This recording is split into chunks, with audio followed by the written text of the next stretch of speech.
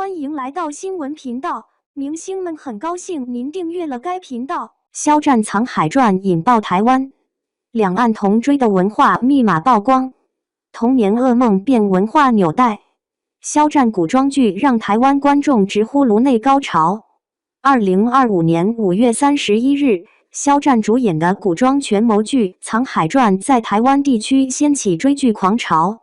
这部以中华传统文化为底色的作品，不仅连续霸榜台湾本日热播榜首，更被岛内媒体盛赞为2025年度必追陆剧。从7岁孩童到70岁老人，从政论节目到社交平台，台湾观众对《藏海传》的热情早已超越了影视范畴，成为两岸文化共鸣的鲜活注脚。《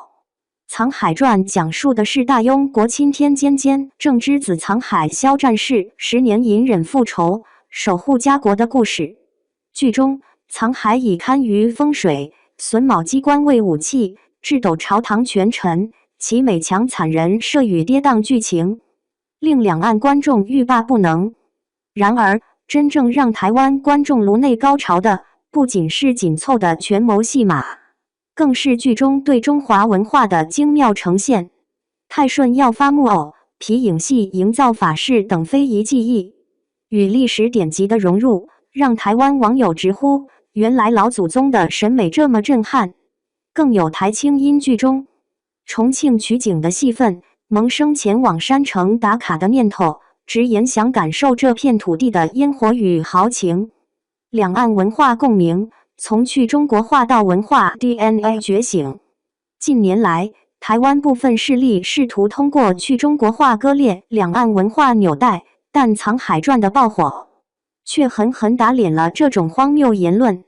剧中对忠义、权谋、家国情怀的探讨，与台湾观众的传统文化基因高度契合。正如台湾时事评论员郭正亮所言，这不是古装剧，是现代拳斗教科书。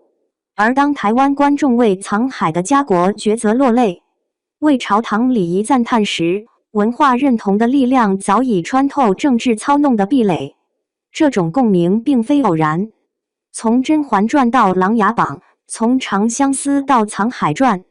优质陆剧在台湾的持续走红，背后是两岸同胞对共同文化根脉的天然亲近。正如《藏海传》中藏海从复仇者蜕变为家国守护者的历程，两岸观众也在追剧中完成了对中华文化的情感连结。台湾网友在弹幕中与大陆观众同步解析机关细节，台湾媒体热议剧中非遗技艺的匠心传承，这些场景无一不印证着文化认同才是最深沉的纽带。肖战演技封神，从偶像到实力派的逆袭。如果说传统文化是《藏海传》的魂，那么肖战的演技则是筋骨。剧中，他饰演的藏海全程冰着脸，眼神凌厉却隐忍克制，面对仇人时的压迫感令人窒息。而当剧情推进到密室独白戏，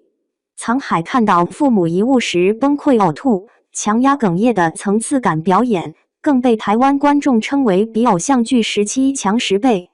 老戏骨黄觉、钟汉良的加持也为剧集增色不少。黄觉饰演的平津侯笑里藏刀，钟汉良客串的灭门父亲无声哭泣的镜头更被北电列为教学案例。肖战的逆袭并非偶然，从偶像到实力派，他通过《藏海传》彻底颠覆了流量艺人的标签。台湾网友调侃，这眼神管理比政客还专业。